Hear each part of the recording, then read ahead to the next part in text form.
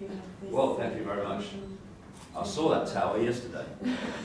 Yeah, and I hope it is just beginning. I hope it will continue, and that the meaning of this prize is also that these 10 people every year will maybe help us together with the coming Prague Peace Committee to set new rules in the world, new and other authorities, and different principles, so that humanity can turn the right track and run the very important people in the beginning. Well, how kind. So it's very humble.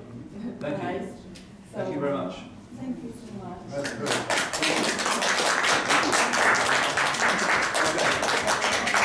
I'll just say a few words. I'm going to watch me throw. It's all for 10 hours tomorrow. First of all, if Barack Obama's anything to go by, I'll start bombing people in the morning after I've got a peace prize. Because, you know, we see all the time this word peace thrown around. And it's not a word, it's a state of being. And so we have had civilians all over the Middle East in recent years, not least in Libya, bombed to bring them peace and bombed to protect them from violence. So this word peace is thrown around. I love this phrase, we must fight for peace. I love that one. I've never worked it out. How do you fight for peace? If you fight for something, you're in a state of fighting, which is not peace. And really, if we're going to bring peace to the world, we have to expose to as many people as possible what is destroying the peace. Because, I mean, people in this room are not going to fight each other. They're not going to go to war with each other. Because they're in a state of being that does not want to do that.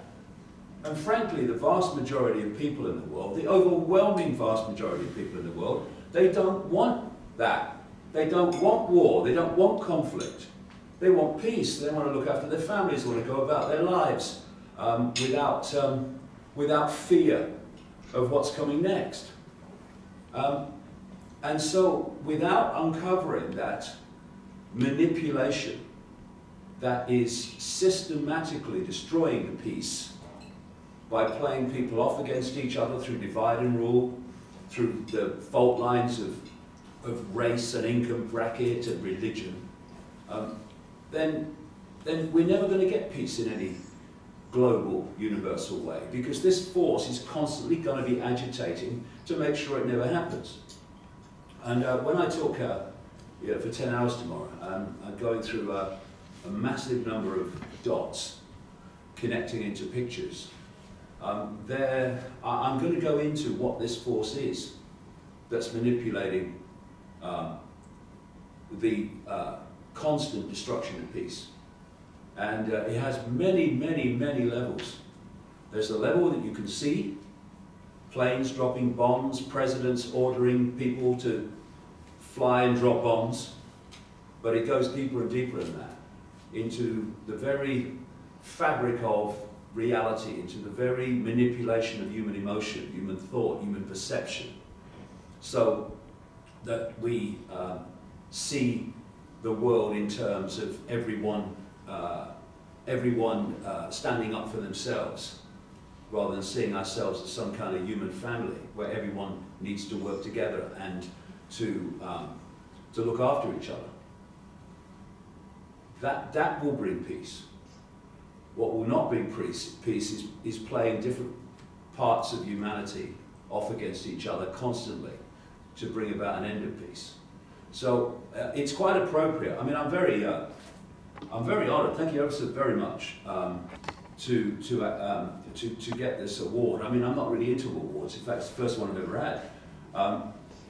But I take it as an acknowledgement of all those people all over the world from many different backgrounds who have, over the last, well, starting off 25, 30 years ago, some people even further back, And then more and more coming up to present day, as more and more people have opened their minds to the fact the world's not like they thought it was.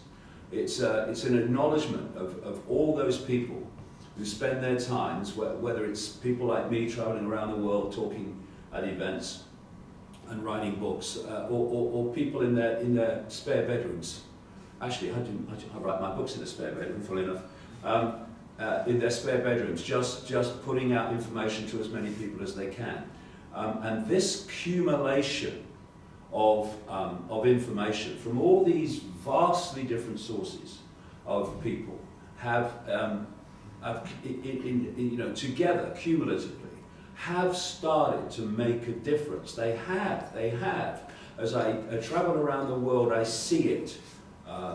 When I look at what things were like when I started out 26 years ago, to what they are now in terms of people opening their minds to things they would have laughed at or dismissed before. And so we are making progress. And it's a progress that is saying to people, the world does not have to be like this. It doesn't. You know, it's a choice. We can be peaceful or we can be aggressive. We can be peaceful or we can go to war with each other. And therefore, we must take our choice back. And our choice comes from our perceptions of everything, our perceptions of self, our perceptions of reality, our perceptions of world events. And if we start to see, for instance, that what we're looking at now, and how appropriate we're talking about peace now, it's a long time back in the 1990s, that I started saying that the plan was for a third world war, pitching the West up against Russia and China. Look at what's happening now. Look at what's happening every day. Look at how it's becoming more and more and more blatant. And that's exactly what the United States and its allies like Britain want to do.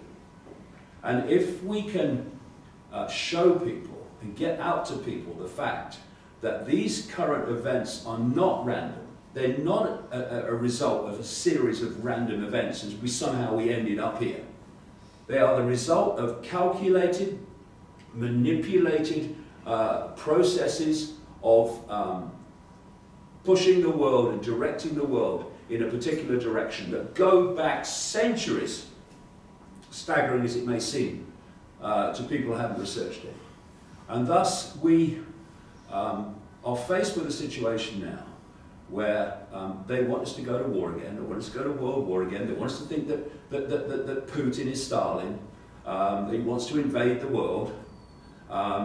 John Kerry today has said he wants an investigation into Syrian and Russian war crimes, and how he did not genetically implode when those words left his lips, I have no idea, as a Secretary of State representing the most warlike government and military on earth. And these are the understandings that we need to get out there, that this is not about good guys and bad guys. It's not about protecting people from Russia or protecting people from this or that. It's about using those excuses to persuade people that the only way of protecting them is to go to war globally yet again.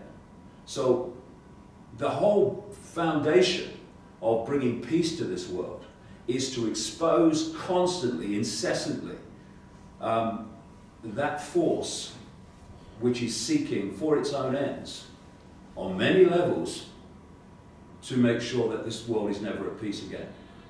And so, you know, I take this award as an acknowledgement of all those people all over the world who've made their contribution to getting us where we are now, because we are at least at the point now, compared with 26 years ago, where it's nothing like as easy now to sell this nonsense as it was before.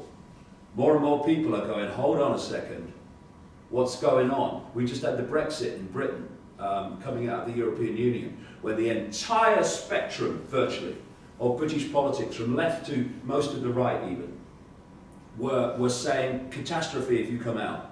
And enough people said, don't care, we're coming out. We're deciding, not you, the political class.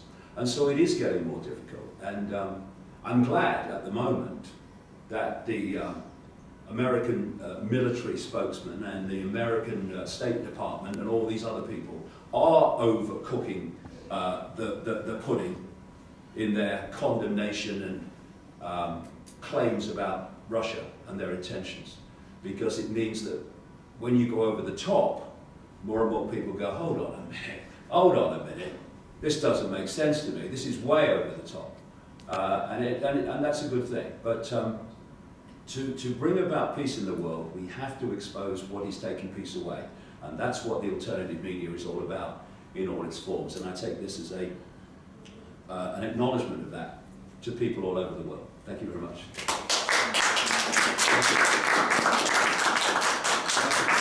Thank you.